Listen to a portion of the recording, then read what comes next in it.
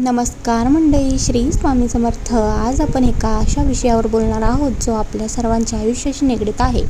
तो म्हणजे मनाची शांती. अनेकदा आपण छोट्या छोट्या संकटांनी अस्वस्थ होतो, पण ही कथा ऐकल्यावर तुम्हाला समजेल की शांत राहण्याचं सामर्थ्य काय असतं.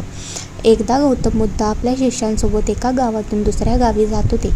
प्रवास मोठा होता आणि उन्हाचा तडाखाही होता. चालून चालून बुद्धांना तहान लागली. त्यांनी आपल्या एका शिष्याला जवळच असलेल्या एका तलावातून पाणी आणायला सांगितलं.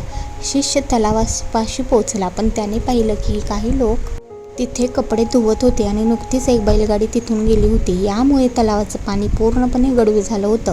माती वर आली होती. शिष्याने विचार केला, हे घाण पाणी मी बुद्धांना कसं काय देऊ? तो रिकाम्या हाताने परत आला आणि म्हणाला, गुरुदेव, तिथे पाणी खूप गढूळ आहे, पिण्यायोग्य नाही. बुद्ध काहीच बोलले नाहीत. अर्ध्या तासानंतर त्यांनी पुन्हा त्या शिष्याला पाणी आणायला पाठवलं.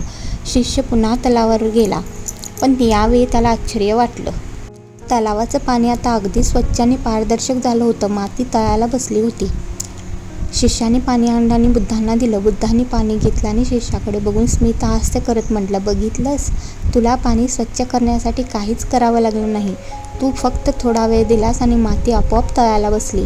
आपलं मनही अगदी असंच आहे. जेव्हा मन अस्वस्थ असतं किंवा विचारांनी गढूळ होतं, तेव्हा त्याला जबरदस्तीने शांत करण्याचा प्रयत्न करू नका. थोडा वेळ शांत बसा, संयम ठेवा. तुमचे विचार आणि अस्वस्थता आपोआप शांत होईल आणि मन पुन्हा स्वच्छ होईल.